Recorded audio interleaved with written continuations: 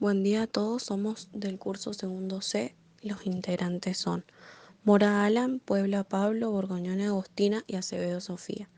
Nosotros vamos a hablar de las hormonas secretadas por el riñón, corazón y hormonas gastrointestinales. Comenzamos con los riñones. Los riñones producen tres hormonas importantes, que son la renina, la eritropoyetina y el calcitrol. Estas hormonas son mensajeras químicas. Una de las hormonas que secreta el riñón es la renina. Cuando la presión arterial baja, también baja en todos los órganos, y uno de ellos es el riñón. Cuando existe una baja presión en el riñón, nos va a causar una hipoperfusión, y esta es detectada por las células yuxtaglomerulares, que se encuentran en las arteriolas renales. Estas células liberan una enzima llamada renina, que dura entre 30 a 60 minutos en la sangre. Esta renina es una enzima proteica que se sintetiza en las células yuxtaglomerulares y que es almacenada en su forma inactiva, y esa forma inactiva se llama prorrenina. Con un estímulo de la hipoperfusión se activa la prorrenina y se transforma en renina, la cual sale a la sangre y actúa enzimáticamente con una globulina llamada angiotensinógeno. La eritropoyetina es otra hormona producida por el riñón, cuya función es mantener constante la concentración de glóbulos rojos en la sangre. Normalmente los glóbulos rojos se forman y se destruyen en la misma velocidad. No obstante, si el riñón percibe un descenso en la circulación de glóbulos rojos, libera eritropoyetina, con el fin de estimular la producción de glóbulos rojos en la médula ósea. Está indicada en pacientes con anemias graves que pueden estar causados por insuficiencias renales o procesos tumorales, con el fin de inducir un aumento de la concentración de glóbulos rojos. La última hormona que secreta el riñón es el calcitrol, que pertenece a una clase de medicamentos llamados análogos de la vitamina D. Funciona al ayudar al cuerpo a usar más del calcio que se encuentra en los alimentos.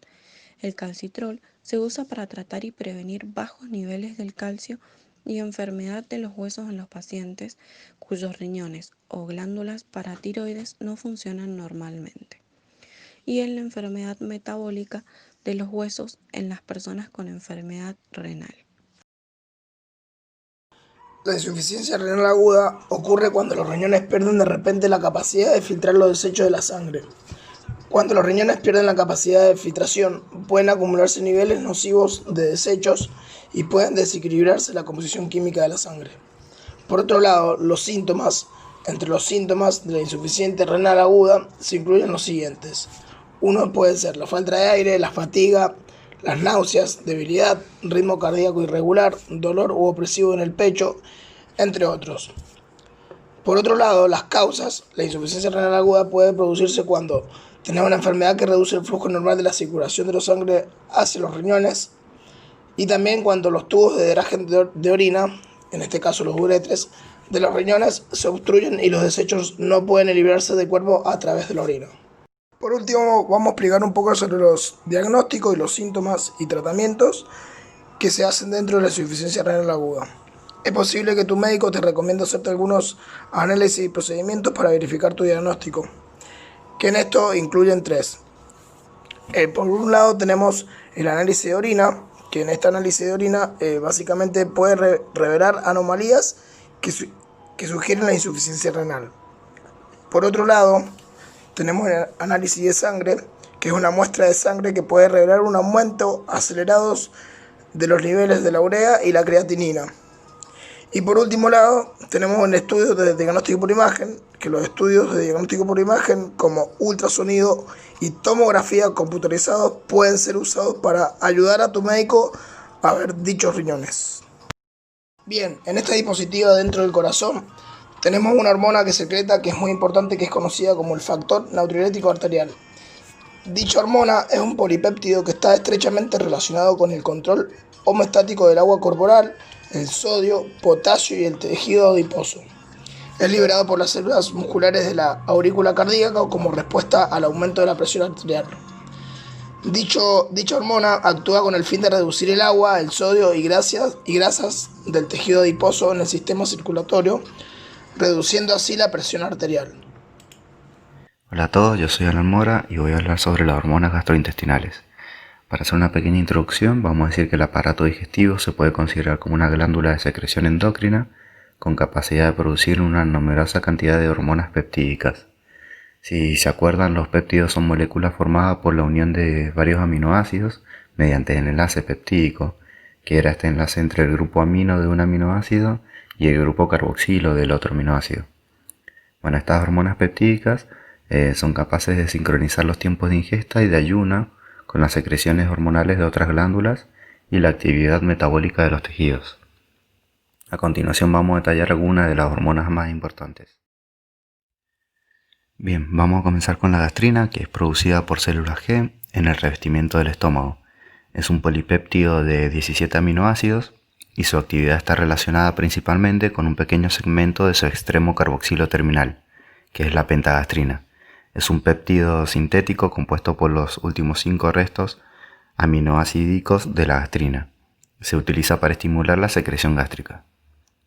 La liberación de gastrina se produce normalmente en respuesta a la distensión del estómago y a la presencia en este de alimentos ricos en proteínas.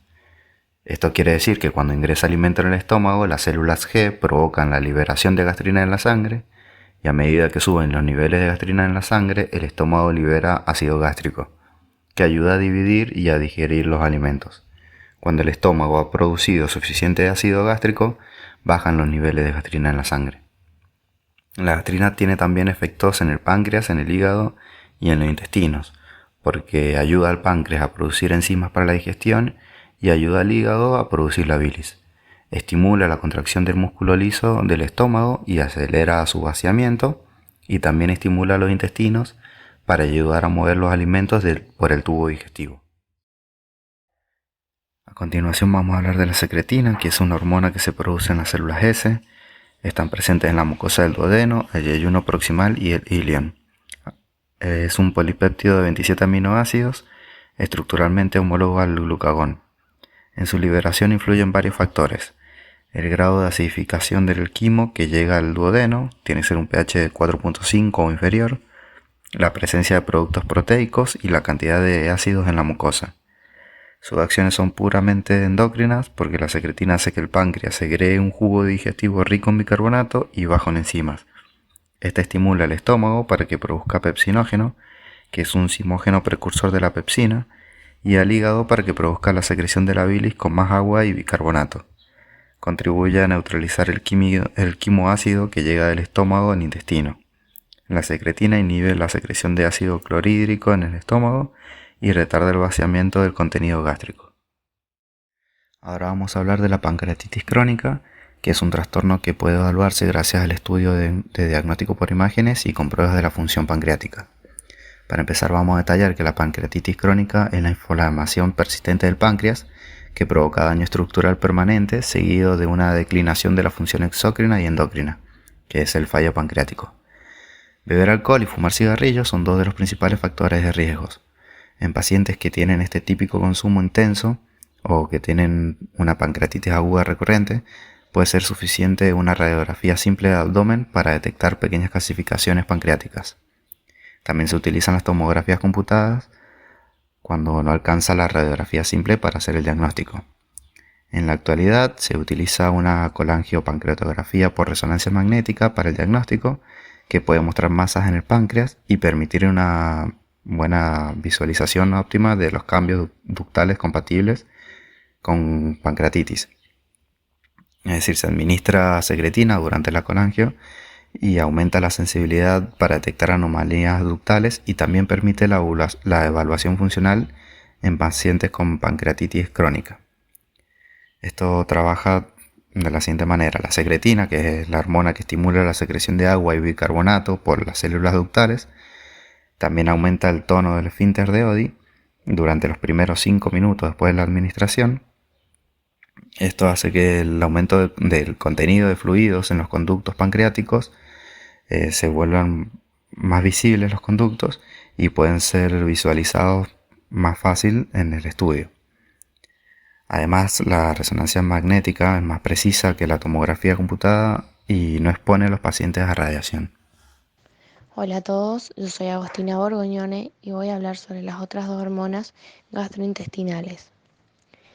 La colecistoquinina está compuesta por 7 aminoácidos, es sintetizada en células endocrinas de la mucosa, de duodeno y yeyuno y en neuronas entéricas. Los principales reguladores negativos son las sales biliares en duodeno. Produce contracción de la vesícula biliar y relajación del esfínter de Oddi.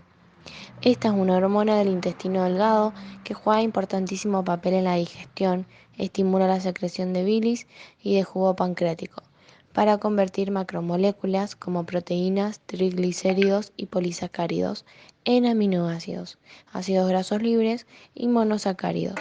Se necesita liberar las sales biliares hepáticas que se depositan en la vesícula y liberar también las enzimas pancreáticas. Esta es una hormona cerebrointestinal y proviene también de una prehormona.